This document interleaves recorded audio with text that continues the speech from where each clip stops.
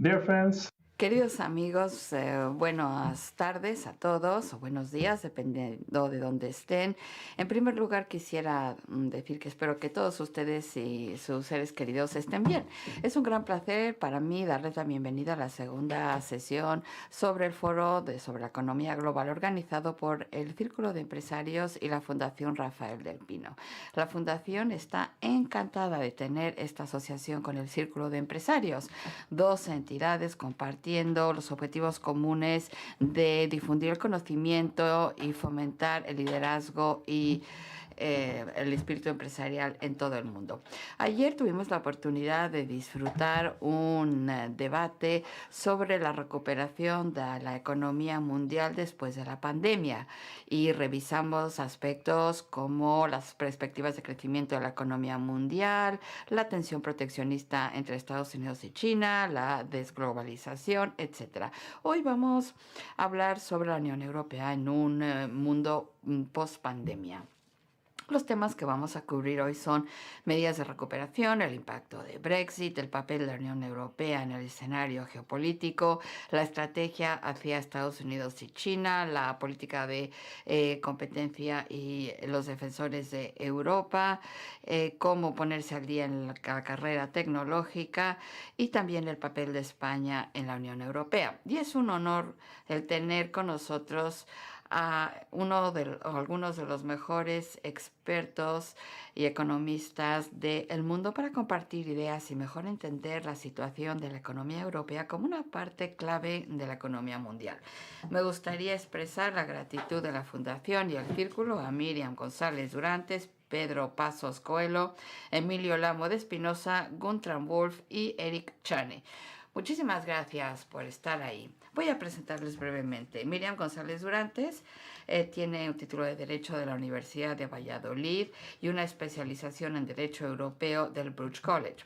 Ha trabajado para la Comisión Europea en Bruselas en temas como derecho empresarial, relaciones económicas o comercio internacional. Después de mudarse a Londres, se unió al despacho de abogados Degert.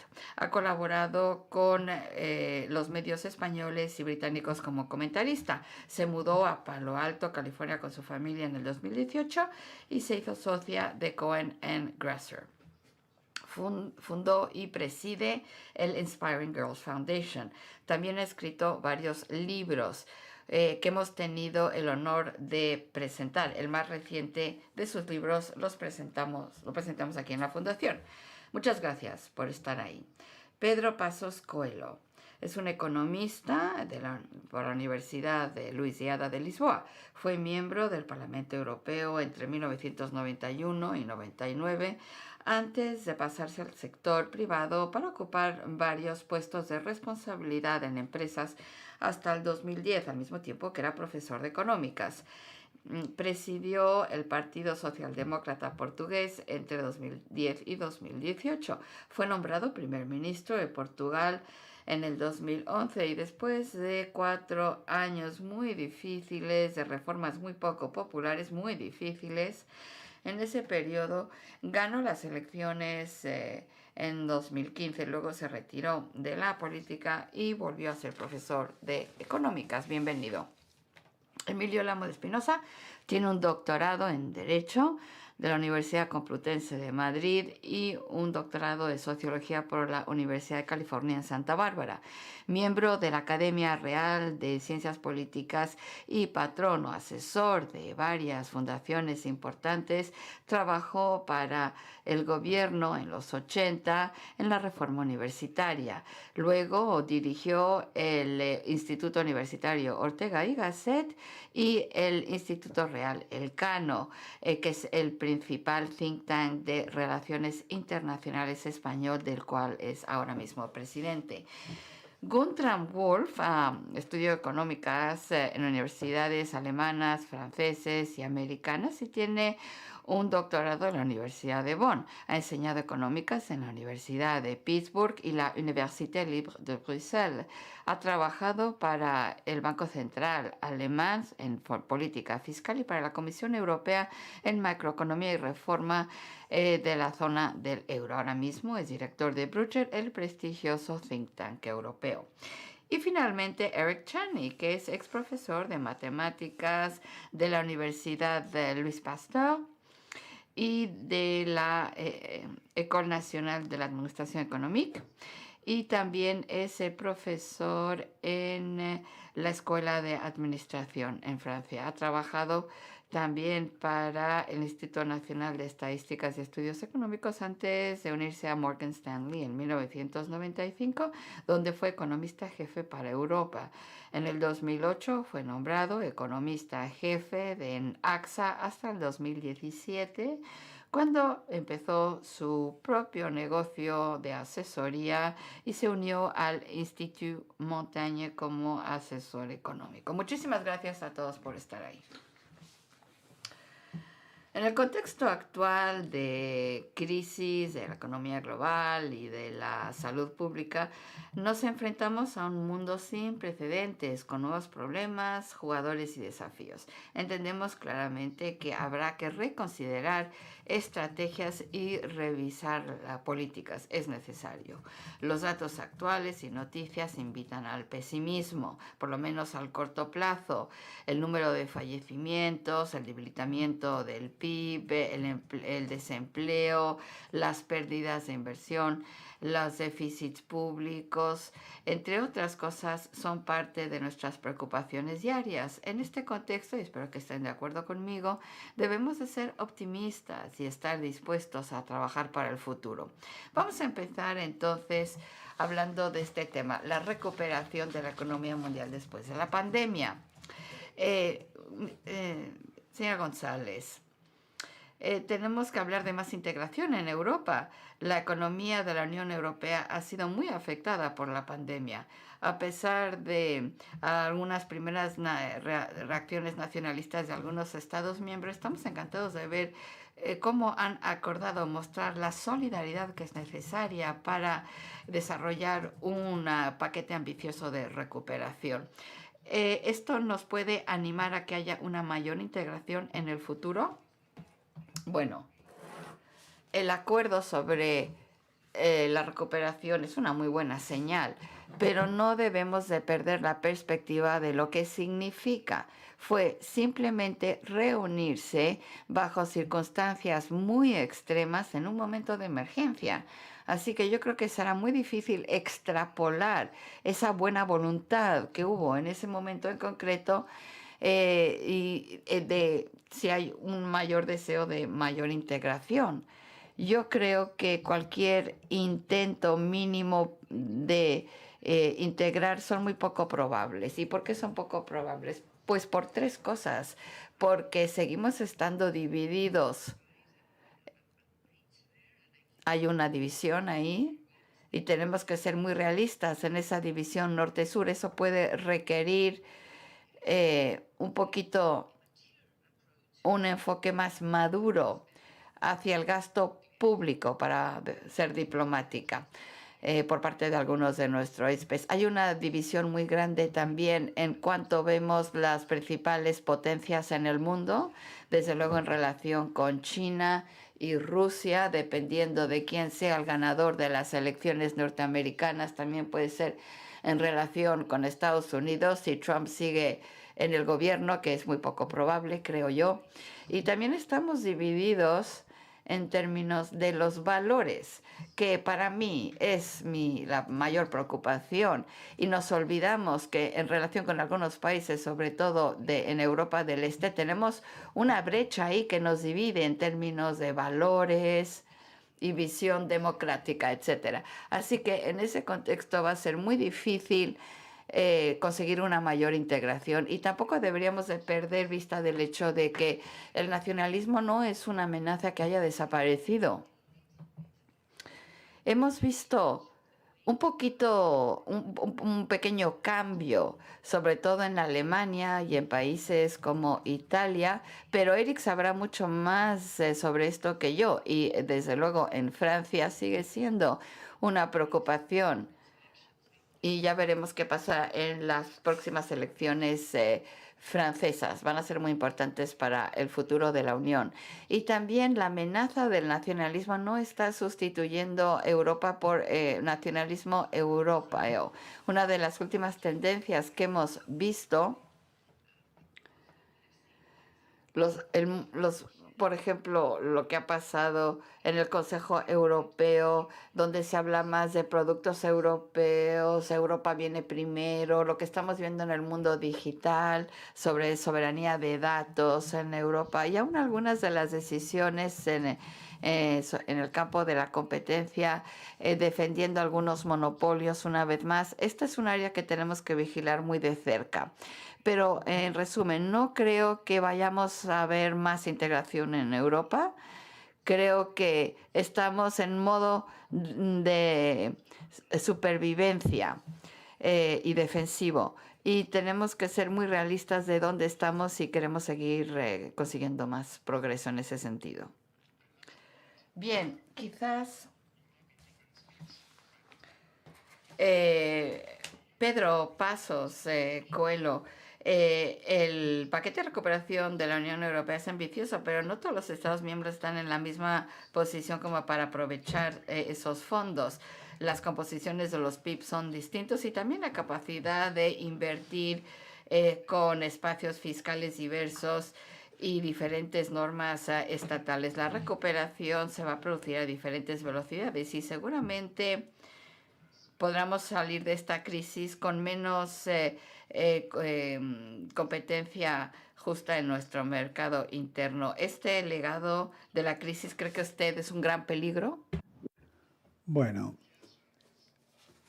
la respuesta no la conoce nadie exactamente, realmente. Hay algunos peligros en la forma en la que los países abordan las crisis, porque, como usted ha dicho, hay distintos espacios para el activismo fiscal en distintos países. No todos los países se vieron afectados en igual medida, no solamente porque tuviesen un ratio de PIB diferente o porque tuviesen una política fiscal distinta, pero porque en la composición del PIB, algunos de ellos en el sur estaban más expuestos al sector turístico y por lo tanto se vieron más afectados que los países del norte de Europa. Pero desde luego la forma en la que cada uno de los países ha respondido, y no estoy centrándome en el plan de recuperación español, estoy hablando de las políticas nacionales. Por ejemplo,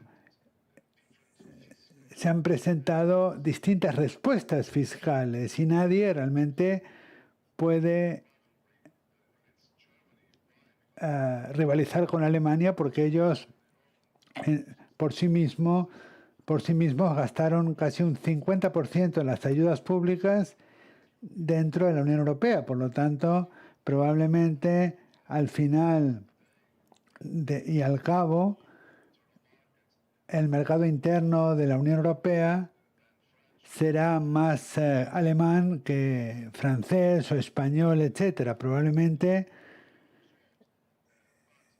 ese será el resultado principal, pero también hay otras diferencias. Por ejemplo, podemos ver una vez más que la mayor parte de los países que se han visto más afectados comparten entre ellos algún tipo de situación periférica en lo que se refiere a los países principales de la Unión Europea.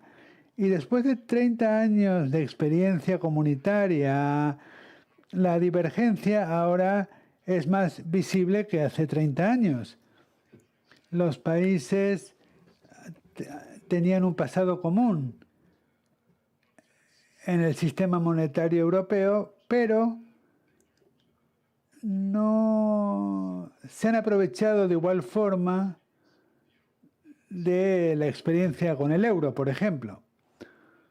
O sea que después del legado que nos ha dejado la crisis anterior, ahora estamos en una situación más frágil que al principio, cuando se introdujo el euro. Cuando Draghi dijo en 2012, haré lo que haga falta para salvar a España, pero me preocupa más la situación de Italia, el resultado fue fantástico. Desde luego, no hay ninguna duda. Italia consiguió evitar una situación muy difícil, pero Italia ahora es más vulnerable que en 2012. Y el euro tenía distintos mecanismos para lidiar con la crisis. Ahora somos una unión monetaria mucho más perfecta, mucho más completa, pero no somos una unión monetaria completa. Ahora no tenemos los problemas solamente relativos a Italia. Si nos fijamos en la situación francesa y vemos, por ejemplo, en el caso de Alemania, Alemania podría tener ahora un ratio de deuda a PIB de un 62 o un 63% después de haber abordado esos estímulos tan potentes a la economía. Pero Francia está en otra liga, porque están por encima de 112 o 113% del PIB. Por lo tanto, sí que vamos a necesitar abordar estas vulnerabilidades debidas a los nuevos niveles, a los nuevos umbrales de recuperación del PIB para los nuevos ratios de deuda a PIB, porque no tenemos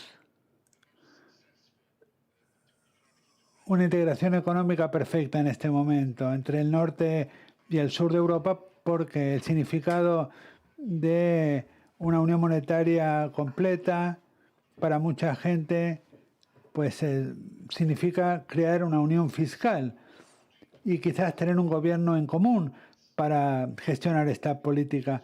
Pero esta no es una cuestión académica, es una cuestión de índole político. Y como acaba de decir mi colega, la mayor parte de los países están inmersos en reacciones nacionalistas que rechazan una mayor integración. Por lo tanto, hay cuestiones positivas que pueden ser un elemento importante para reforzar los nuevos elementos de la integración que hemos conseguido ya hasta ahora, pero al mismo tiempo también hay algunas amenazas y algunos aspectos que desafían la cohesión política y la integración económica.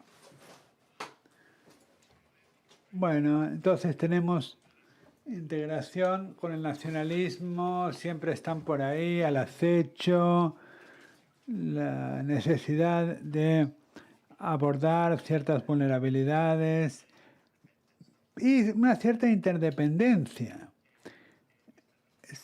Señor Espinosa, en las últimas décadas alcanzamos niveles sin precedentes de interdependencia en el mundo. Nuestras sociedades están más cerca que nunca las unas de las otras. Incluso antes de la pandemia, usted escribió que no podemos gestionar los riesgos globales porque no tenemos instrumentos de índole global. Y como dijimos ayer, hemos alcanzado el techo de la cooperación y globalización internacional y el multilateralismo.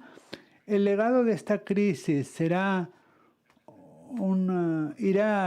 hacia una mayor o una menor interdependencia entre las naciones. Bueno, quiero agradecer a la Fundación Rafael del Pinos y al Círculo de Empresarios por haberme invitado para compartir con ustedes algunas ideas y comentarios. Como todos sabemos, en términos de analizar las consecuencias de la pandemia, ahora tenemos por lo menos dos escuelas de pensamiento, como siempre, ¿no? Hay dos. Una dice que la epidemia va a cambiar las reglas del juego. Kissinger defiende esta idea, es decir, nada va a ser igual en el futuro.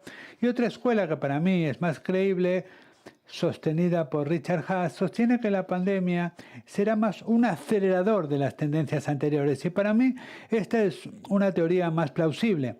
Sin embargo, los cambios cuantitativos podrían dar lugar a cambios cualitativos y creo que la pandemia es un acelerador de una tendencia histórica importantísima, que es pasar de un mundo eurocéntrico a un mundo más centrado en Oriente, lo cual es crucial.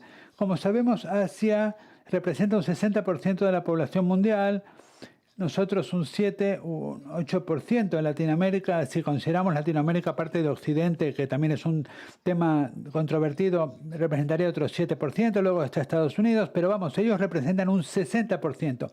La situación anterior a la pandemia era muy clara. Tenemos problemas de cambio climático, pobreza, problemas demográficos y una respuesta muy pobre, ¿no?, en cuanto a las soluciones multilaterales. El secretario general de Naciones Unidas dijo hace algunas semanas que tenemos un exceso de productos globales, pero un déficit importante de soluciones multilaterales. De hecho, la globalización y la gobernanza tan débil que hemos tenido, pues han tenido la culpa de todo esto, pero como usted ha dicho antes, pues este es se debe a la falta de un gobierno mundial. Por ejemplo, el fracaso de la OMS ha sido muy importante a la hora de abordar la crisis sanitaria. ¿Qué va a suceder durante o después de la pandemia? Bueno, pues ya vemos lo que está sucediendo ahora, que de hecho es un poco más de lo mismo. Las sociedades por todas partes pues se han retirado bajo la protección de sus estados, como un caracol que se esconde debajo de su caparazón. Y esto ha sido algo que se ha dado en todas partes del mundo. Y luego, pues claro, el comercio mundial pues se ha desplomado, las inversiones internacionales extranjeras se han desplomado. Creo que estamos asistiendo a una reestatización del mundo industrializado y del mundo global. Por ejemplo, recientemente una ONG norteamericana que monitoriza el estado de la democracia en todo el mundo elaboró un informe sobre la democracia en confinamiento. Mostró que la combinación de estados de excepción o de alarma y una mayor interferencia de los estados en la economía y una sociedad civil atomizada pues va a dar lugar a una democracia de menor calidad en todo el mundo, y esto va a dar lugar a pues grandes problemas sociales. Recientemente, pues muchos estados han visto limitado su estado de derecho, por lo tanto estamos asistiendo a un retorno de una nueva ola de autoritarismo. Esto ya estaba sucediendo antes de la epidemia, llevaba 40 años sucediendo. Después de una ola de democratización, pero ha sido reforzado por la pandemia. Desde luego, el papel cada vez mayor del Estado pues requiere menos medidas multilaterales. Vemos hombres fuertes en muchos países, en Rusia, en China, en Turquía, que realmente pues es una cuestión muy, muy notable. Y la respuesta a la pandemia en el oeste, en el occidente, en Europa, no ha sido realmente demasiado prometedora. Y en China tampoco. En China, Japón, Corea del Sur tampoco. Vemos que el siguiente paso, ¿cuál será? ¿Qué pasará con la globalización? Bueno, no lo sé realmente. Ahora estamos en una situación en la que no podemos ver hacia adelante. Los economistas pues lo han analizado. Y estamos en una situación de incertidumbre radical, porque podrían volver problemas del pasado. Los economistas, en un informe sobre la evolución de la globalización, han destacado que la globalización puede estar mermada, pero no ha desaparecido. Yo veo 4 tendencias principales que afectan a la globalización. En primer lugar, Japón, por ejemplo, gasta mucho dinero al traer sus fábricas otra vez a Japón. Luego, una mayor diversificación. Los países pobres pues están haciendo una aportación importante. Tenemos 80.000 productos en los que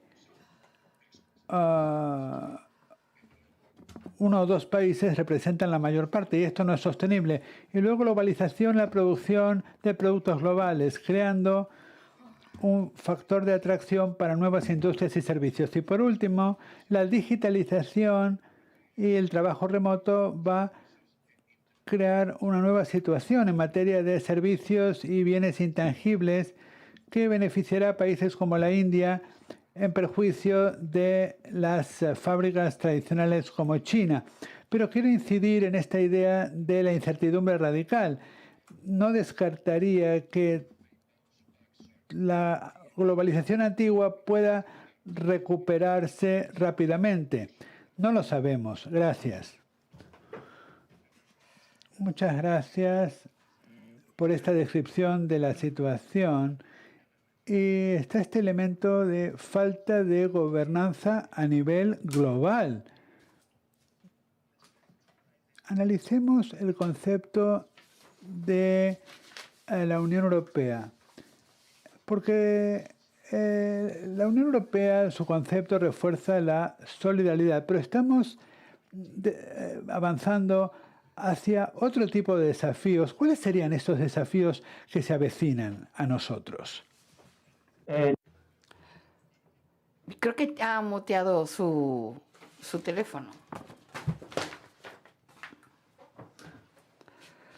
Sí.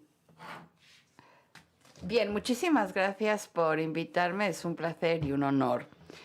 Voy a hablar a nivel personal. Soy asesor económico y, bueno, podría dar unos puntos de vista desde ese punto de vista, pero voy a hablar desde mi punto de vista personal. Yo antes estaba en el Ministerio de Finanzas en París y estábamos trabajando durísimo en el diseño de la Unión Monetaria. Todo el mundo estaba trabajando en ese diseño y el gran debate entre las economías era si tenía sentido ir por una sola moneda y si no había un riesgo de shocks asimétricos. Por ejemplo, un shock en el lado de la oferta que podría afectar a un país y no a otro, y ese país no tendría la posibilidad de devaluar su moneda para hacer frente a ese shock de productividad. Y en ese momento existía la probabilidad de shocks asimétricos, era muy baja entonces esa probabilidad, porque a diferencia de Estados Unidos, todas nuestras economías están diversificadas. No tenemos, por ejemplo, Detroit, que es la ciudad que hace todas las ciudades. Nosotros fabricamos automóviles en diferentes países, no solo en uno, como en el caso de Detroit. Bueno, pues hemos tenido muchos shocks asimétricos, aunque se creía que la probabilidad era muy baja. Aún antes de la Unión Monetaria Europea, la crisis asiática fue un gran shock asimétrico, porque afectó más a Alemania que a cualquier otra economía en Europa, porque para Alemania Asia es muy importante. Y luego llegó el 2008 con la contracción del comercio mundial, que fue de un 35%, un segundo shock asimétrico que también afectó muchísimo a Alemania. Y luego tuvimos la crisis del euro, que afectó a los países del sur o que no habían sido capaces de gestionar sus finanzas públicas de forma que podía restaurar la confianza del mercado. Y tuvimos ahí un shock asimétrico aún más grave. Bueno, ya se ha mencionado y es cierto que la crisis del COVID está afectando mucho más a los países del sur, no porque no estén bien gestionados, sino porque hay mucho sol y con eso hay mucho turismo y nadie va a ir a Alemania como a hacer turismo en vez de ir a España o a Italia. Algunos países están más especializados que otros en la industria aeroespacial y podemos tener un problema si después de COVID la gente viaja menos que antes, aunque sea solo un 5% menos. Entonces, tenemos aquí la madre de todos los shocks asimétricos. Y no estoy hablando de un shock no del lado de la demanda, pero por el lado de la oferta. Y ahí los sectores serán más pequeños que después de la crisis. El transporte aéreo, el turismo, etcétera. Esos decrecerán. Entonces, ¿cuáles son las consecuencias de este shock asimétrico? Bueno, pues algo fantástico que hayamos sido capaces de crear 1 trillón de euros de fondo de recuperación.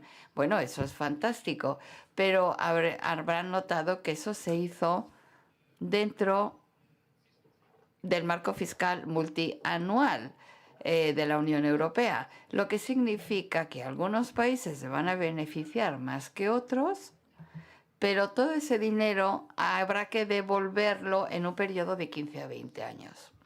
Y aquí viene el punto más importante en mi punto de vista, que se ha comentado mucho menos que el tamaño del fondo, y es que hay un cambio en los contribuidores netos, los países que contribuyen. Italia era un contribuidor neto y ahora se está convirtiendo en un receptor neto.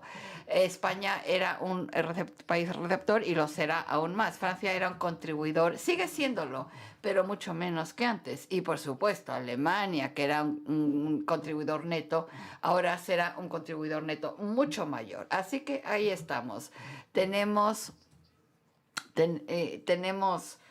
este fondo que ha sido aceptado no solo por solidaridad, sino porque era una condición para la cohesión de la Unión Europea y la zona del euro. Esto suscita muchas preguntas. ¿Va a ser eso aceptado con el tiempo? ¿Aceptado por los votantes, los electores en los diferentes países? Insisto, en cada país, porque hay un tema político en el lado de los países que están contribuyendo. Van a pensar, bueno, si yo soy un contribuyente alemán, voy a querer contribuir ese dinero para que no hagan lo que tienen que hacer esos países. Y luego en el lado receptor también, porque con estas transferencias de dinero va a haber mucha presión para ejercer controles sobre la forma en que se gaste el dinero. Ya sea que los controles vengan de la Comisión Europea o de los países, no se sabe. Pero esto suscita un problema y creo que es bueno que se estudie de frente, que se encare de frente. Habrá controles, pesos y frenos y contrapesos que vendrá con esta solidaridad. Una unión de transferencias, que es una consecuencia de estos shocks asimétricos, querrá decir la aceptabilidad de alguna forma de frenos y contrapesos y de comprobaciones y controles. Bien, no voy a elaborar más, pero creo que tenemos que ser conscientes de ello. Y luego tenemos la cuestión de cómo adaptarse a un shock por el lado de la oferta. Y aquí no sabemos exactamente cuál va a ser el tamaño de ese shock en el lado de la oferta. Tenemos, claro, turismo y otros sectores, pero sí que sabemos que va a existir ese shock.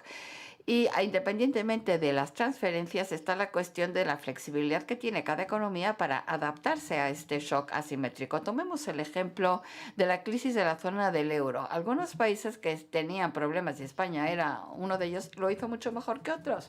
Y España es un buen ejemplo, junto con Irlanda, de un país que consiguió transformar su economía para hacerse más flexible y beneficiarse de esas transferencias que llegaron en la forma de créditos de los otros países. Algunos países no lo hicieron bien, son menos flexibles y ahora tienen un menor nivel de productividad.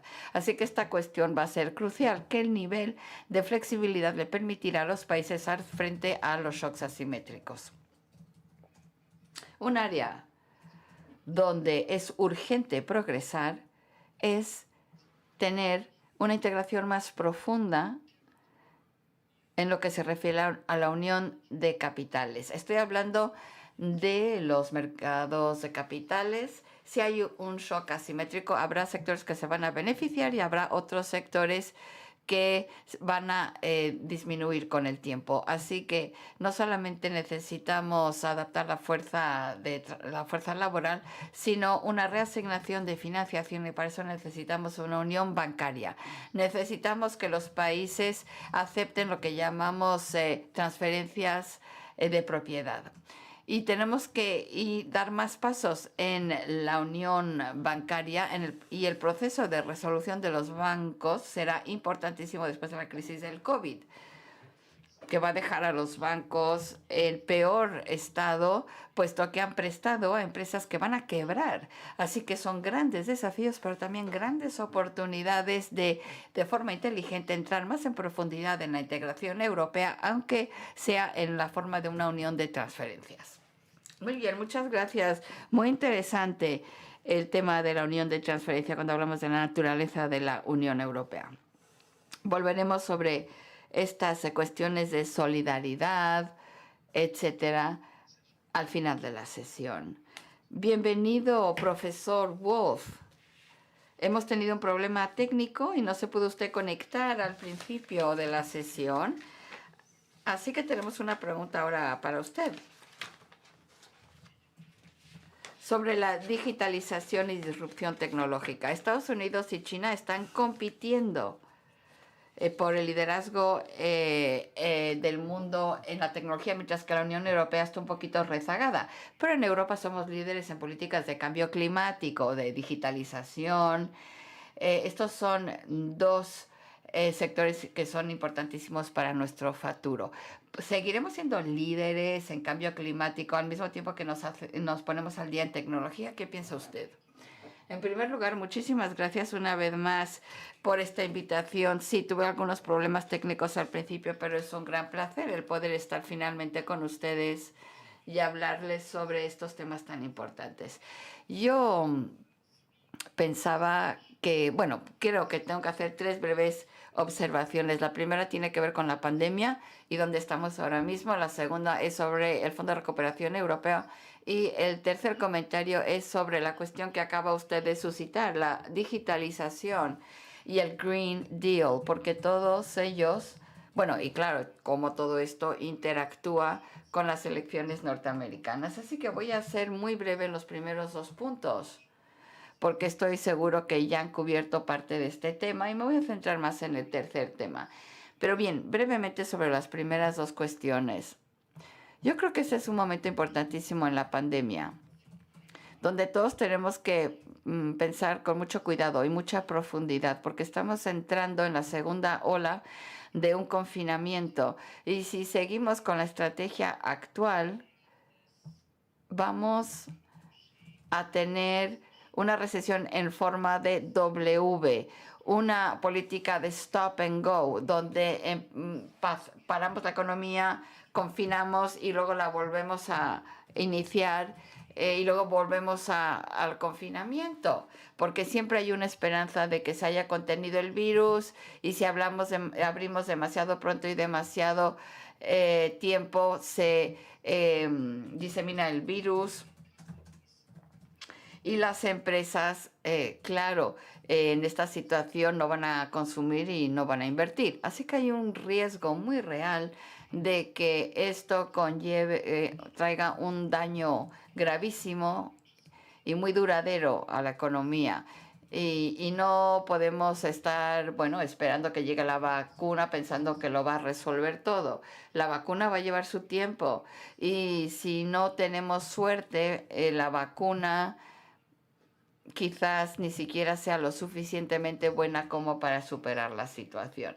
Así que creo que el primer deber de los decisores políticos en este momento es pensar más en cómo contener la pandemia, haciendo un seguimiento con unos apps de seguimiento, de rastreo. Tenemos que también mejorar la capacidad de hacer tests rápidos, de forma que cuando viajemos a ver a nuestra familia en Navidad podamos hacer el test antes de verles. Estas cosas se tienen que desarrollar y hay que avanzar rápidamente en estas cosas. Y si me permiten añadir un punto aquí, Se habla mucho de derechos de privacidad cuando hablamos de estas apps. Yo soy un fan de los derechos de privacidad y de los derechos fundamentales, pero estamos restringiendo ahora mismo muchos de esos derechos fundamentales con el confinamiento. No queremos, al mismo tiempo que no tenemos que tocar esos derechos. Y existe la necesidad en la sociedad de debatir cuál es el equilibrio entre estas cosas, estos derechos, los derechos fundamentales que están siendo infringidos por nuestras políticas de confinamiento. Bien, este es el gran debate, el primer debate, y si no podemos resolverlo, vamos a sufrir mucho desde el punto de vista económico, pero también de la sociedad, y durante mucho tiempo. Y mi segundo comentario es sobre el Fondo de Recuperación Europeo. Seguro que ya habrán hablado de ello. El Fondo Europeo de Recuperación es un hito, es un adelanto, nos sitúa en un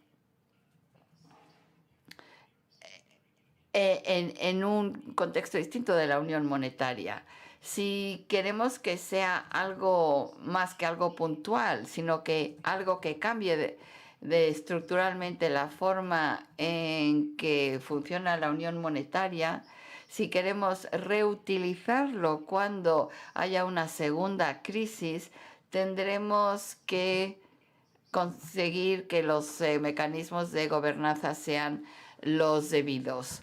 Y parece que ha habido un adelanto, un acuerdo sobre el mecanismo del Estado de Derecho. No lo he leído todavía, pero creo que es absolutamente fundamental de que había un mecanismo fuerte de Estado de Derecho, que haya una responsabilidad, una rendición de cuenta política y económica para que el dinero que es dinero de la Unión Europea, que se presta, se gaste bien.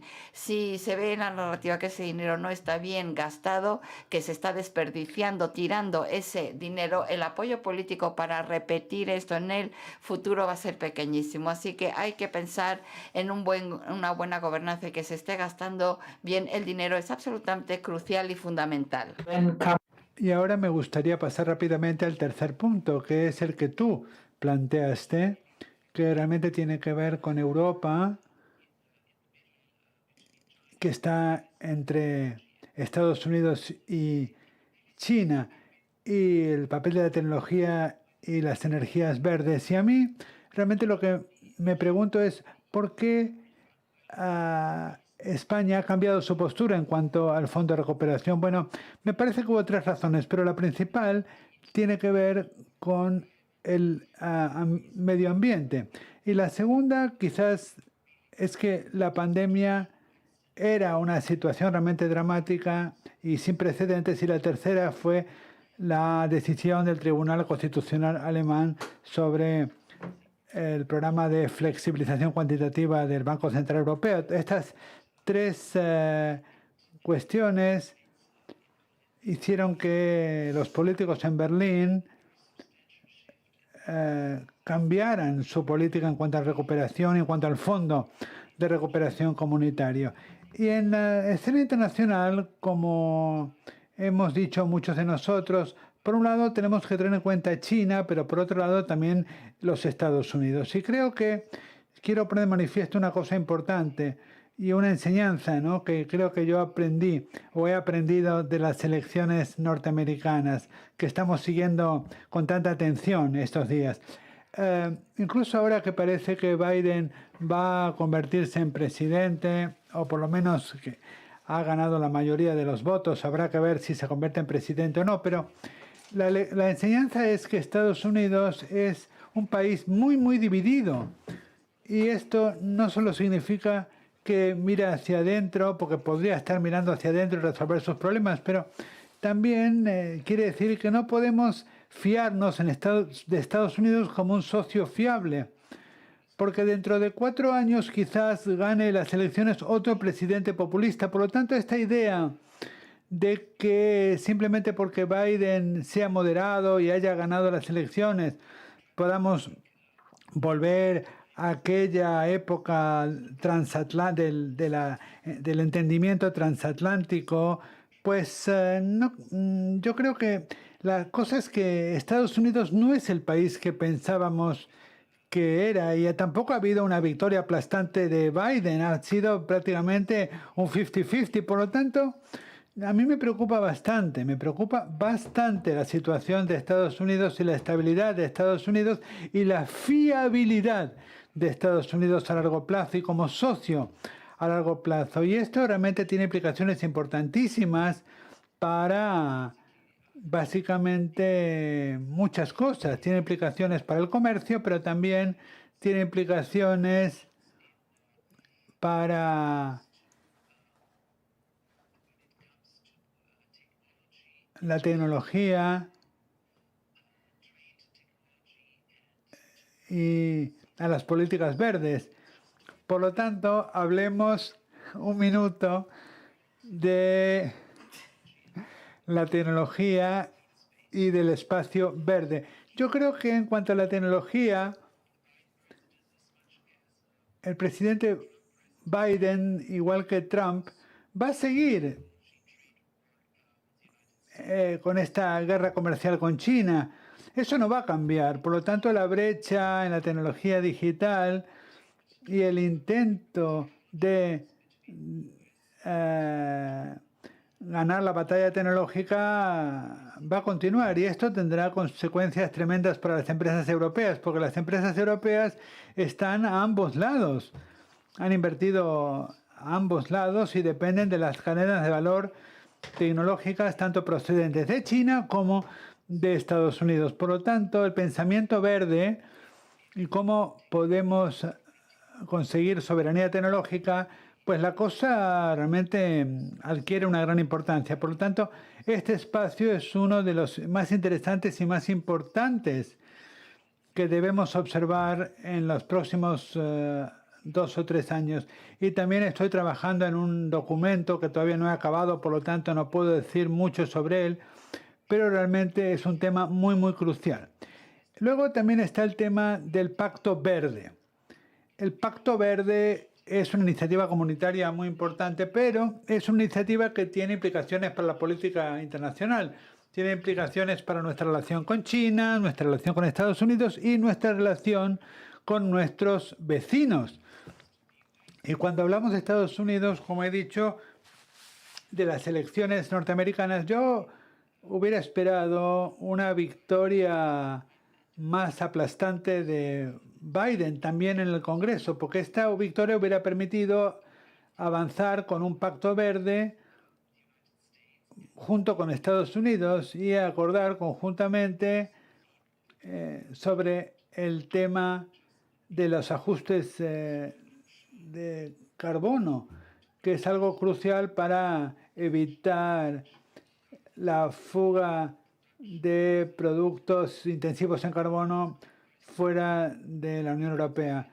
Ahora, con el Senado norteamericano en manos de los republicanos, el presidente Biden no va a poder firmar ningún acuerdo en esa dirección con la Unión Europea. Y por lo tanto, esto lo que significa para la Unión Europea es que tiene que elegir: firmamos un acuerdo verde sin estos ajustes o un acuerdo verde con estos ajustes, pero enfrentándonos a una oposición muy fuerte por parte de Estados Unidos. Por lo tanto, creo que avanzar con nuestro pacto verde va a ser mucho más difícil si el Senado lo ganan los republicanos. O sea que con este comentario no tan optimista voy a poner fin aquí a mis comentarios y pasar la palabra al moderador. Gracias, señor Wolf. Sabemos que Bruegel está analizando muy activamente la estrategia comunitaria en este escenario. Muchas gracias por sus comentarios y por participar en esta sesión. Sigamos. Y pasemos ahora al Reino Unido. Tenemos a nuestra oradora, Miriam. ¿Qué posibilidades hay de un acuerdo negociado con la Unión Europea tras el Brexit? Yo creo que son pocas, ¿no? Estamos avanzando hacia un Brexit duro. ¿Qué impacto tendría un Brexit duro en el proceso de construcción comunitaria? Esto permitiría que los 27 países de la Unión Europea avanzaran más rápidamente hacia la integración, o tendría el efecto contrario. Bueno, como ha dicho correctamente, la perspectiva de un Brexit blando cada vez es más lejana. Yo personalmente pienso que vamos a tener un acuerdo, y si nos fijamos en la situación de Boris Johnson, el primer ministro británico, está en una posición muy débil, por lo tanto necesita pues algún tipo de acuerdo. Ha quedado claro hace tiempo que ese acuerdo sería lo que llamamos en la jerga un acuerdo de mínimos, es decir, un acuerdo muy básico que no tendría nada que ver con el tipo de relación que tenemos actualmente con el Reino Unido. Las cosas han cambiado un poquito, y las cosas van cambiando y cambiarán dependiendo de quién sea el presidente electo de Estados Unidos. Si Donald Trump se convierte en presidente, que es muy poco probable, en ese caso Boris Johnson tendrá un poco más de margen para intentar alejar al país de la esfera de influencia de Europa y dirigirlo más hacia la esfera de influencia de Estados Unidos. Ahora, si Biden es presidente, que parece que cada vez esto es más probable, cada vez tiene más votos en Nevada, por lo tanto quizás ese sea el resultado, pero si Biden resulta elegido, ahí veremos que Boris Johnson en las próximas semanas o incluso antes de que Biden asuma el cargo puede flexibilizar un poco su posición con respecto a la negociación. Y tengo que decirles quizás, bueno, que yo realmente no comparto tanto la opinión de que Biden no va a cambiar mucho en términos de la relación transatlántica. Yo creo que para Biden Europa es su aliado natural. Es verdad que va a seguir centrándose en China, pero en definitiva, en todas estas ideas que tiene sobre la democracia y todo esto, no hay muchos sitios donde puede buscar aliados para materializarla. Por lo tanto, yo creo que el hecho de que no tenga el Senado quiere decir que el único lugar en el que pueda dejar una impronta si se convierte en presidente es precisamente en las relaciones internacionales. Quizás no vaya tan lejos como nos gustaría, pero creo que sí que hay sitio para la esperanza. En cualquier caso, Brexit para la Unión Europea nos viene en un momento de máxima dificultad. Y es fácil que nos perdamos en los detalles, ¿no?, de una medida u otra medida, pero hay dos tendencias básicas. Una es hacia dónde nos movemos en la economía. Pues básicamente el partido se juega entre Estados Unidos y China, y Europa no está en ninguna parte. O sea que la Unión Europea tendrá que elaborar alguna propuesta que sea buena, pero eso es distinto de intentar crear una cuota de mercado en el sector tecnológico. Y además de eso tenemos otra situación que también es bastante importante, es que podríamos ver que China ya no se ve afectada por el COVID y que puede erradicar el COVID, que Estados Unidos está en una situación en la cual no perciba que haya una segunda ola, por lo tanto algunos estados tengan dificultad, pero que el país perciba que simplemente es una única fase, quizás puedan desarrollar una vacuna, y luego el tema de Europa. Por lo tanto, ese momento de dificultad es al que estamos llegando y en el que llega el problema del Brexit. Por lo tanto, lo que tenemos que hacer es minimizar pérdidas. Yo creo que podemos abordar ese dolor, ¿no?, que causa la implantación del Brexit, pero no podemos abordar el problema de que ningún otro país decida ir en la misma dirección que el Reino Unido. Por lo tanto, en las negociaciones con el Reino Unido la regla tiene que ser que tenemos que evitar a toda costa que Francia en año y medio esté en la misma situación que el Reino Unido estaba en 2016. No merece la pena pues perjudicar a los pescadores franceses por una minucia, ni tampoco merece la pena eh, empezar a flexibilizar una cosa u otra para perjudicar a un sector u otro. Tenemos que tener mucho cuidado con eso. Tenemos, tenemos porque si lo hacemos, lo único que vamos a hacer nosotros y ellos es causarnos daño a nosotros mismos. Hay que mostrarles a los ciudadanos que están mejor dentro que fuera de la Unión Europea. Y esto es importantísimo. Y el Reino Unido ahora se va a querer hacer miembro del TP11, que es el Acuerdo Transpacífico, por eso están tan interesados en acercarse a Japón, otros países, y ellos quieren demostrar que estarán mejor con ese tipo de alianzas que con una alianza en la Unión Europea. Y nosotros en la Unión Europea tenemos que demostrar que al Reino Unido le iba mejor dentro de la Unión Europea que fuera. Y esto significa que tenemos que demostrar que en términos de servicios financieros van a estar en una peor situación y que en términos de tecnología van a estar peor. Si el Reino Unido se convierte en un centro de la tecnología digital en Europa, ese es un problema para nosotros y para la Unión Europea. Por lo tanto, creo que la perspectiva es muy poco halagüeña.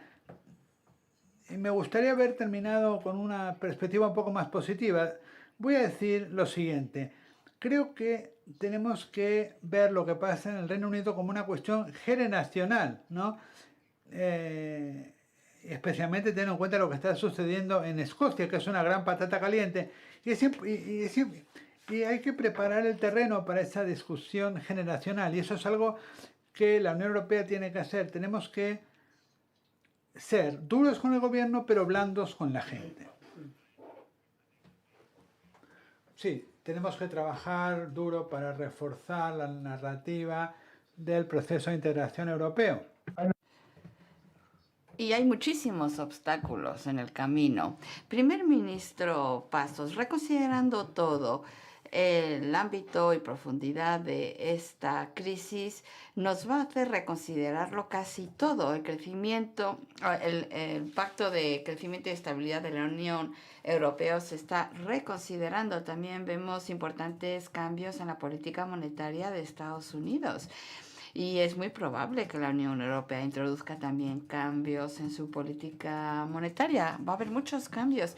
¿Estos cambios cree usted que van a acelerar o impedir el desarrollo del proceso de integración europea?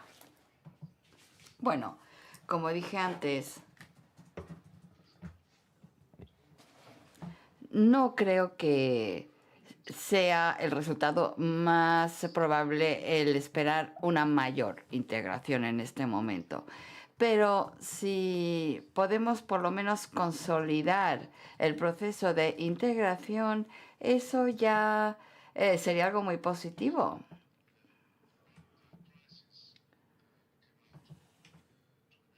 Cuando finalizó la crisis en el 2014,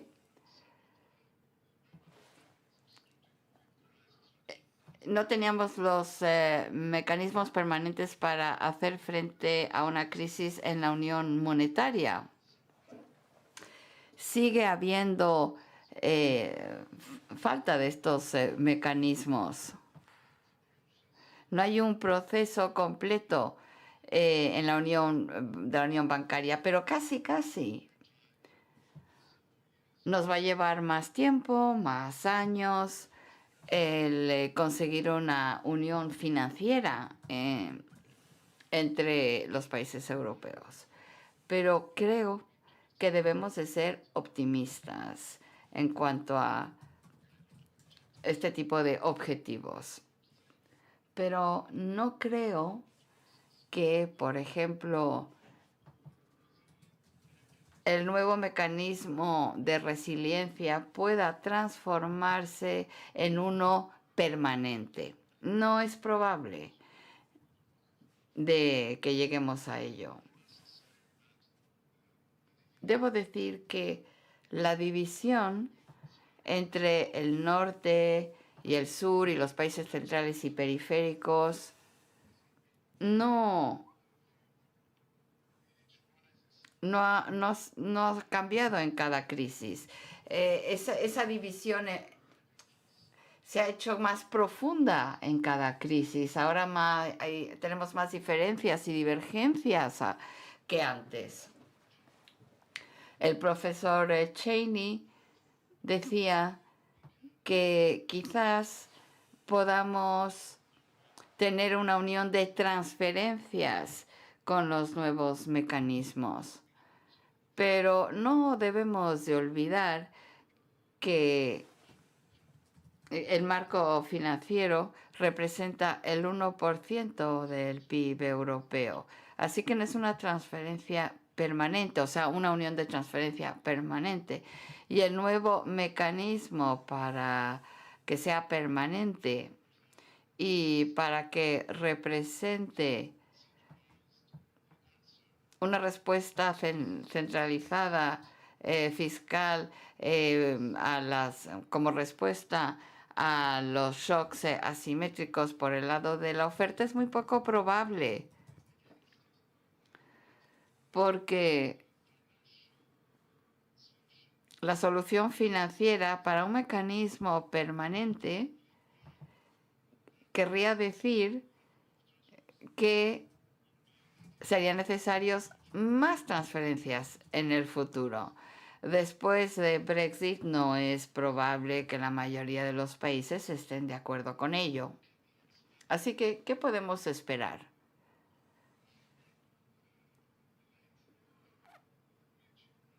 Por lo que ya hemos conseguido. Bueno, creo que podemos esperar que en esa revisión de la estrategia y política monetaria del Banco Central Europeo podría traernos algunas noticias. Es muy conveniente en una situación donde en Europa y en gran parte de los países desarrollados estamos casi atrapados, como ya nos indicó Keynes. Es una trampa de liquidez, donde la política monetaria no es efectiva en absoluto.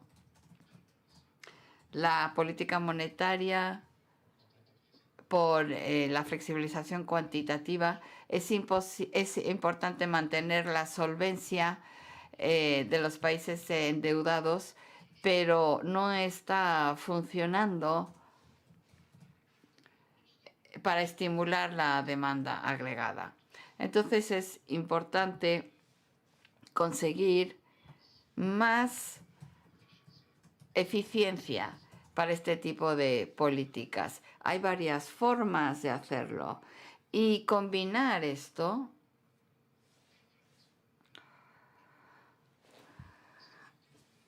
de una forma distinta con los criterios del Pacto de Crecimiento y Estabilidad. Y supongo que la mayoría de las sugerencias que se hicieron ante el Consejo Fiscal Europeo y otros académicos se puedan presentar en las conversaciones del Eurogrupo. No va a ser fácil que todo el mundo acuerde nuevas normas, pero está claro que las normas que tenemos no son efectivas. No son transparentes, no nos están ayudando a conseguir una nueva situación fiscal en Europa. Pero si me preguntan, ¿podemos hacer frente a los shocks asimétricos en el lado de la oferta mejor si tuviéramos una unión fiscal permanente? Pues quizás. No lo sé, quizás, depende de si el shock es permanente o no. Si es un shock temporario, realmente la flexibilidad no va a resolver ningún problema. quizás la capacidad fiscal sí podría ofrecer un resultado distinto, pero tiene que haber un acuerdo político para apoyarlo. ¿Y lo vamos a obtener? No lo creo.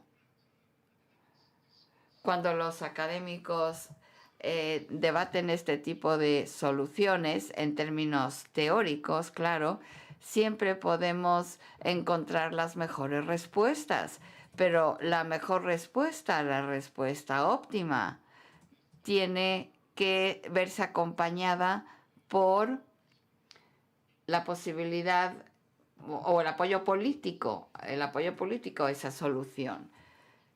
Y para los próximos 2 años no veo ninguna voluntad política de transferir impuestos o gasto público al centro de la Unión Europea. No veo ninguna posibilidad de tener una tesorería europea que emita deuda para proporcionar las transferencias necesarias a las regiones más afectadas por los shocks asimétricos. Y el shock asimétrico más importante para el cual podemos encontrar una solución depende del Estado-nación. No es concebible que el Estado-nación pueda resolver este tipo de asimetrías. Entonces, no existe ninguna posibilidad, en mi opinión, de avanzar más en la unión política, en la integración política. Y sin integración política no podemos tener una unión fiscal. Y no podemos emitir deuda europea de forma significativa y permanente. La deuda europea que ahora se puede añadir a través de este nuevo mecanismo estará apoyado, supongo, por un doble esfuerzo en transferencias para los próximos 20 años, lo que significa que la gente tiene que acordar transferencias no de un 1% del PIB, sino transferencias del 2% del PIB. Si esa es una unión fiscal, no lo es. Así que no soy un pesimista porque creo que la crisis, sí, al igual que la crisis anterior, nos puede traer nuevas oportunidades para consolidar la integración que ya hemos conseguido. Nos puede ayudar a poner algo de orden en la transformación estructural. Si los nuevos fondos pueden hacer frente a la digitalización, la transformación verde y todo esto, bueno, pues eso sería magnífico. ¿Por qué? Porque hasta ahora la coordinación económica entre los países no está aportando este tipo de resultados. Así que ¿ese será el nuevo deal o no? Bueno, no sé, depende de las demandas, de las decisiones que se tomen en la comisión. Pero, por ejemplo, no me puedo imaginar a Portugal, que va a recibir 15.000 millones de euros en los próximos 5 años, no me imagino gastando 15.000 millones de euros en la digitalización o en el cambio climático. No es posible. No habrá suficientes proyectos para gastar ese dinero. El gobierno va a transferir parte de esos fondos a inversiones actuales. Las inversiones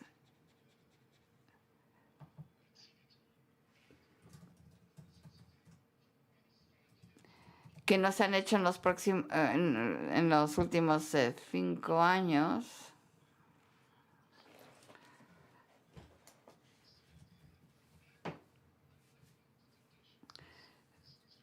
está ahí esa tentación. Bien.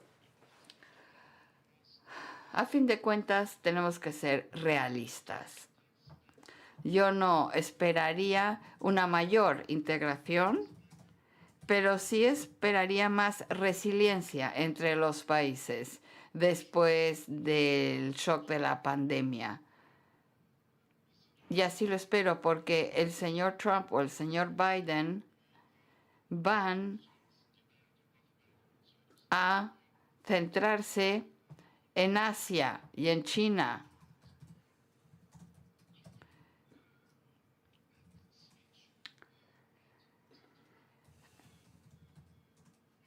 Pero el problema de la economía norteamericana sigue estando ahí, esté Trump o esté Biden en la Casa Blanca. Para Europa, sin el Reino Unido, en cambio, va a ser más difícil hacer frente a esta guerra comercial, guerra financiera, guerra económica contra China y contra los Estados Unidos cuando veamos el problema desde el lado asiático del mundo o en el lado norteamericano. Así que Europa tiene que acordar la necesidad de llegar a un mayor consenso entre los países. Así que se espera que lleguen a un mayor consenso ante ese trasfondo. Bien, gracias. Sí, en este contexto de realismo necesitamos la involucración y el compromiso de los ciudadanos. Esto es muy importante para reforzar el proyecto europeo. Señor Lamo de Espinosa, necesitamos una Europa unida más fuerte en este nuevo escenario bipolar que está surgiendo con Estados Unidos y China. Parece que los ciudadanos europeos no están muy entusiasmados acerca del proceso de integración. ¿Cómo podemos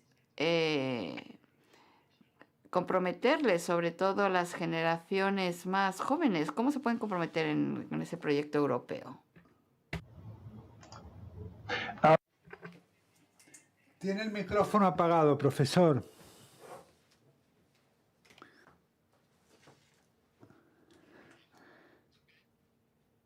¿Ahora me oyen?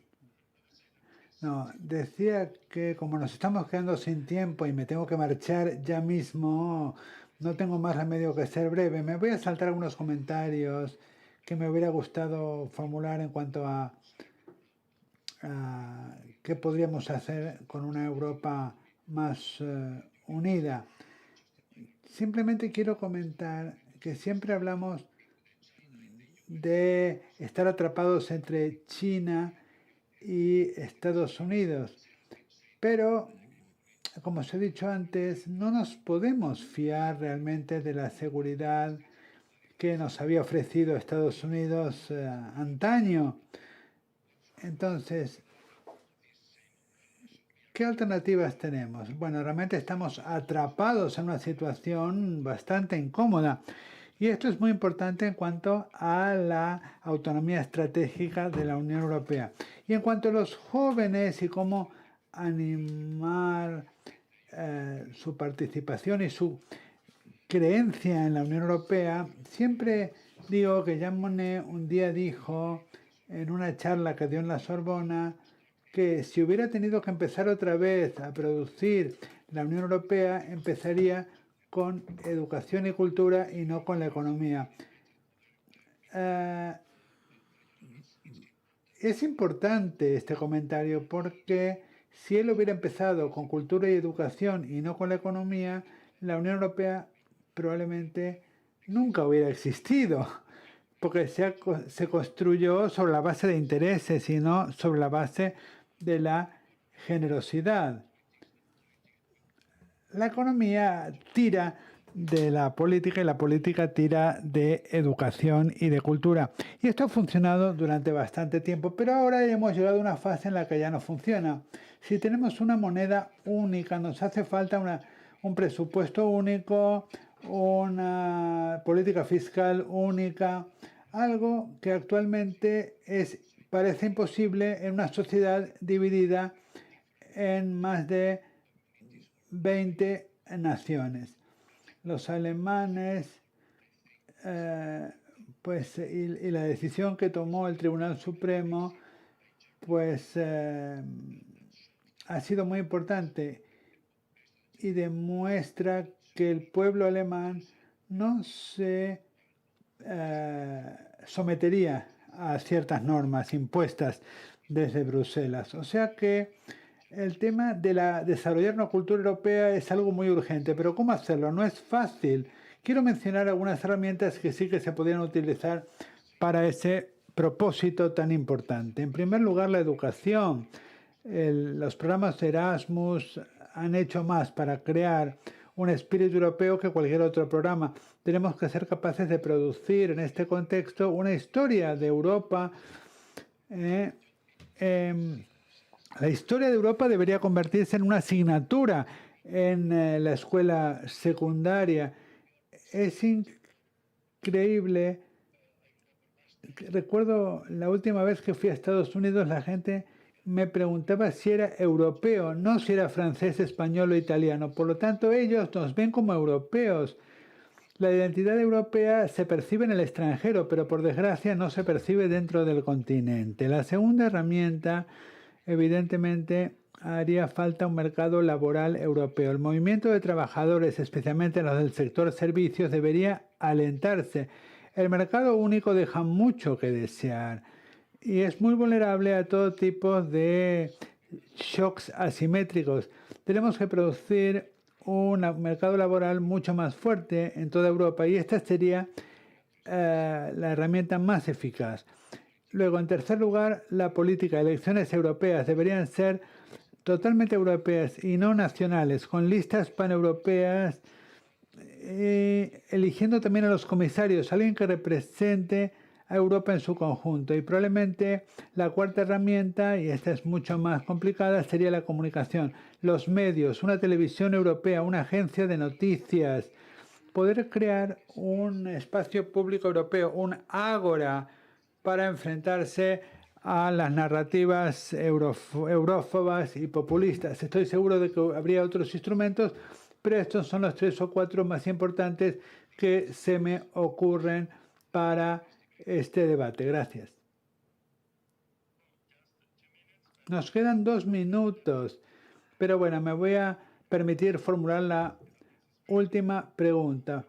Volviendo al liderazgo de la Unión Europea en la lucha contra el cambio climático, tenemos que dar pasos importantes en el futuro. Por ejemplo, imponer un impuesto, luego una política de carbono común. ¿Cuál ven ustedes? ¿Cómo ven ustedes el futuro en este sentido? ¿Cómo ve usted, profesor Cheney, el futuro? Bueno, yo diría que los pasos que deberíamos dar, si suponemos que Joe Biden gane las elecciones estadounidenses que está por ver, pues quizás en ese caso sería difícil mezclar el Pacto Verde con los proyectos de Joe Biden. Por lo tanto, lo que yo diría es que hay una oportunidad para que Europa quizás se replantee el Pacto Verde y que avance hacia lo que yo llamaría un ajuste de los impuestos a los fósiles contaminantes. Yo diría que Europa, realmente en el mercado del carbono europeo, es un actor muy pequeño. Si nos fijamos en el consumo, por ejemplo, Europa, en cuanto al consumo, no a la producción, Europa solamente representa un 12% de las emisiones en cuanto a consumo, ¿verdad? Por tanto, si pensamos en nuestra política de cambio climático, debemos hacerlo no a nivel local, sino desde la perspectiva mundial. El Pacto Verde supone muchísimo, que se gaste muchísimo dinero para acelerar los cambios ecológicos, y esto está muy bien, pero en mi opinión creo que esto debería ser una segunda o una tercera prioridad. Las políticas en cuanto al precio de carbono, que deberían ser acordadas por todos los países junto con los ajustes de precio del carbono, pues tendrían sentido si hubiese un único precio del carbono, tanto en el mercado doméstico como en las fronteras. Pero si avanzamos en esa dirección, lo cual plantea muchas cuestiones, hace falta que los países se pongan de acuerdo en un precio común, hace falta articular el sistema de comercio de emisiones, etcétera. Pero si avanzamos en esa dirección, podemos abrir un proceso negociador con Estados Unidos. Quiero recordaros que en la plataforma de Biden había una política de precio de carbono y también un ajuste del precio fronterizo. Por lo tanto, si avanzamos juntos en la misma dirección, podemos abrir una negociación, quizás con distintos precios del carbono, en cuyo caso habría unas diferencias en los ajustes a nivel bilateral, pero al menos avanzaríamos. Y si consiguiéramos hacerlo durante el siguiente mandato de Biden, esto cambiaría el mundo, porque China tendría mucho interés en incorporarse a este club de países que practica una política de precio de carbono, tal vez sin el mismo precio, pero tal vez por lo menos que avance en esta dirección. Por lo tanto, tenemos una oportunidad, si lo pensamos bien, de reformular este Pacto Verde para que esté más alineado con Estados Unidos y con la política de precios de carbono de Estados Unidos. Y si lo hacemos bien, vamos a cambiar el mundo. Bueno, muchas gracias. Por desgracia, ha llegado el momento de poner fin a esta sesión. No tenemos más tiempo para disfrutar de este debate tan iluminado sobre Europa. Gracias por vuestras aportaciones. Realmente ha sido un honor moderar este debate que nos ha permitido tener una idea mucho más clara de los debates y de los temas más importantes que se debaten hoy por hoy en la Unión Europea. Sabemos el gran esfuerzo que habéis hecho para estar aquí con nosotros esta tarde. Esperamos que en el futuro podamos encontrarnos en España en persona. Y ahora le voy a hacer la palabra a Eduardo Serra para que clausure la reunión. Señoras, señores, queridos amigos, en primer lugar me gustaría agradecer a los participantes de esta segunda sesión por compartir estas reflexiones con todos nosotros. Como dije ayer, estamos navegando un territorio desconocido. Nunca nos habíamos enfrentado a una crisis tan profunda en un periodo de tiempo tan corto. Los gobiernos están intentando utilizar distintos instrumentos para combatir la crisis sanitaria y la crisis económica al mismo tiempo. La sesión de hoy se ha dedicado a Europa. Nos ha aliviado ver la reacción de las instituciones comunitarias a esta situación tan desconocida. Y el Banco Central Europeo cumplió con las expectativas y evitó una crisis financiera. Los Estados miembros y el Parlamento acordaron colaborar para movilizar un fondo sin precedentes en nuestra historia. La Europa del Norte va a ayudar a la Europa del Sur. Realmente esto es algo sin precedentes. Hoy hemos oído hablar de los desafíos que existen para implantar este plan correctamente y para conseguir que los fondos se utilicen para las inversiones más eficientes y para conseguir las reformas estructurales que se necesitan para mejorar la competitividad de nuestros continentes. Es importantísimo luchar contra el cambio climático para eliminar sus aciagas consecuencias. Es importantísimo también que los Estados miembros compitan en igualdad de condiciones en un mercado interno. Y desde luego, ha sido uno de los logros principales del proceso de construcción europea. La Unión Europea se ha convertido en una potencia mundial, no solamente en términos económicos, sino también en términos militares y también en términos políticos. Pero la debilidad de Europa pues tiene que ver con la división que vemos entre las posiciones de los Estados miembros en relación con algunos principios y valores que se compartían desde el principio de la integración europea. Creo que avanzar en el proceso de integración es la mejor forma en la que podemos seguir hacia el futuro. Tenemos que reactivar el proceso en las circunstancias actuales, pero seremos capaces de hacerlo. Luego también hay que defender los intereses de la Unión Europea en lo que se está convirtiendo en un mundo bipolar. Estamos siendo demasiado ingenuos. Deberíamos dar una mayor protección a nuestras empresas y ciudadanos. Podemos conseguirlo en un mercado tan interdependiente y vamos a poder dar lugar a una integración aún mayor y animar a nuestros jóvenes. Nosotros somos optimistas. Todo esto va a pasar, pero pasará más rápido si se implica a fondo la sociedad civil. No podemos dejarlo todo en manos de los líderes políticos. Las organizaciones como la nuestra tienen que implicarse y movilizar a la sociedad civil con propuestas, ideas, aportaciones e iniciativas. Esto es lo que intentamos hacer. Como dije ayer, si hemos podido arrojar algo de luz sobre las principales cuestiones que nos preocupan, pues estaremos satisfechos porque hemos cumplido con nuestro papel. Celebraremos más reuniones como esta.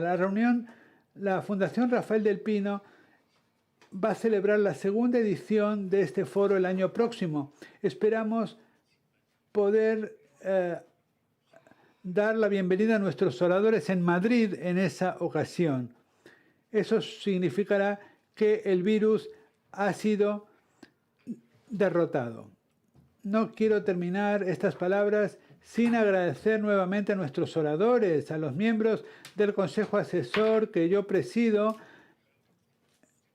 y a las dos instituciones que han unido sus fuerzas para hacer esta reunión posible. Y agradeceros a todos por haberos conectado desde vuestros despachos y vuestros hogares. Espero veros pronto el año próximo.